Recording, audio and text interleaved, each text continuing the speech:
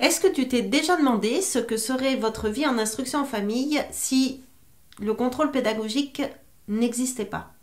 Moi, personnellement, je ferais totalement confiance à mes enfants. Je répondrais à leurs envies, à leurs besoins. Je leur permettrais d'aller à leur rythme et de vivre, tout simplement. Je ne me mettrais plus la pression et je ne leur mettrais plus la pression. Nous ferions les choses par envie, passion, élan. Et par conséquent, la joie et la bonne humeur seraient plus souvent au rendez-vous. Et pour toi, qu'est-ce que ça changerait?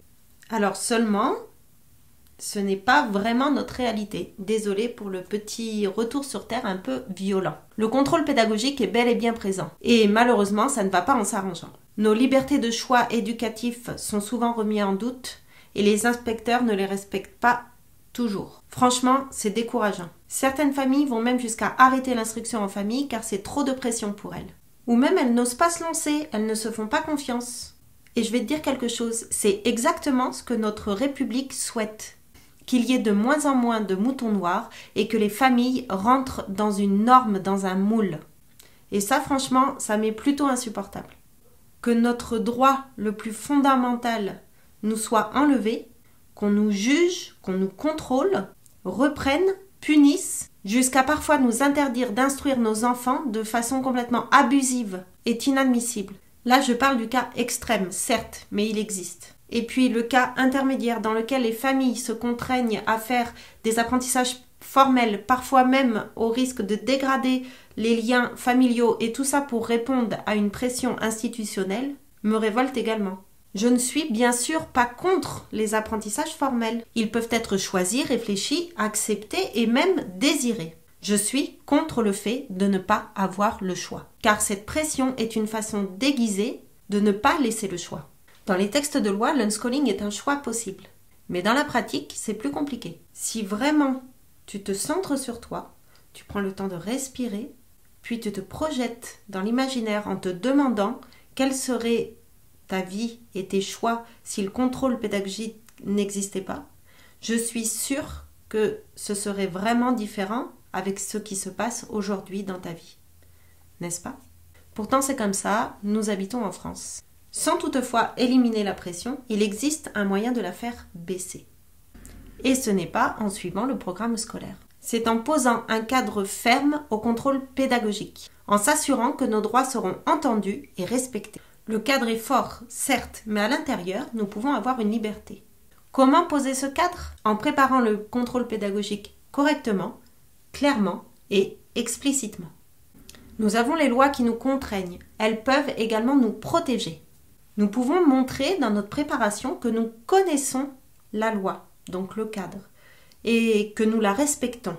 Et donc, qu'eux aussi doivent la respecter. Alors ça, c'est sous-entendu. Tout cela doit se faire subtilement. Nous avons en face de nous des supérieurs, avec beaucoup d'ego, qui pensent avoir tellement à nous apprendre. Nous ne voulons pas réveiller des réactions de défense et d'agression. C'est comme en face d'un lion. Si tu es une antilope, et que le lion vient de manger, c'est pas pour ça que tu iras passer devant lui et repasser, lui tirer la queue et les oreilles. Non. Là, c'est la même chose.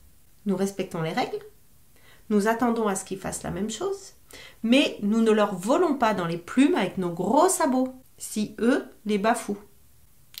Nous restons subtils en les incitant à les respecter. D'ailleurs, si l'on revient à l'exemple de suivre le programme pour faciliter le contrôle pédagogique, pour plaire aux inspecteurs, c'est sans garantie que ça fonctionne. En effet, en faisant ça, tu joues dans leur cours. Ça les incite à la comparaison. Et à leurs yeux, tu feras toujours moins bien qu'un professeur formé et chevronné. Le jeu ici, c'est de leur prouver que l'instruction en famille offre des possibilités différentes. Nous ne sommes plus en compétition avec eux, nous jouons tout simplement dans un autre monde. Comment montrer la richesse de l'instruction en famille? Tout simplement en prenant chaque compétence du programme scolaire et en leur donnant du sens. Comment leur donner du sens? En trouvant des exemples de votre vie quotidienne qui permettent de travailler cette compétence, concrètement. C'est une gymnastique qui peut paraître longue et laborieuse lorsque l'on ne connaît pas le jargon de l'éducation nationale. Et puis petit à petit, le voile se lève et ça devient alors plus clair. C'est alors plus simple de savoir ce qui se cache derrière chaque compétence. Comment définir un cadre fort pour le contrôle pédagogique? lors de l'écriture de la lettre explicative des choix pédagogiques, lors de la rédaction du dossier de suivi de votre enfant, lors des explications des avantages familiaux, par petites touches discrètes mais persuasives, sans équivoque. Il y a maintenant plus d'1 an que je propose de l'accompagnement pour aider les personnes qui souhaitent préparer leur contrôle pédagogique de A à Z. Alors d'un côté, c'est vraiment chouette. Les parents sont boostés, ils reprennent confiance en eux et dans les pratiques qu'ils font avec leurs enfants. Et puis évidemment, tout est fait dans les règles de l'art, en temps et en heure. Par contre, je me suis rendu compte d'une chose. Une fois l'accompagnement terminé, l'année suivante, les parents ressentaient de nouveau l'envie d'être accompagnés. J'en ai conclu que ça ne permettait pas d'acquérir une certaine autonomie dans la préparation de ce contrôle. C'est pour cette raison que j'ai mis en place un outil adapté qui va te permettre de préparer ce contrôle ainsi que les prochains. Tu seras alors libre de l'utiliser lorsque tu en auras besoin, une seule fois ou plusieurs fois. Cette méthode va te permettre de préparer ton contrôle pédagogique de A à Z. Tu auras juste à suivre les cours un à un et en très peu de temps, ton dossier sera prêt. De la lettre explicative à vos choix pédagogiques, à la rédaction du dossier de suivi de ton enfant avec les compétences de cycle, avec un petit rappel de la loi et comment l'utiliser à bon escient, et avec plein d'autres outils pour vraiment avoir un dossier complet. Tu vas pouvoir te procurer cet outil de suite pour profiter de l'offre de lancement, puis l'utiliser lorsque tu en auras besoin. Il sera disponible à vie.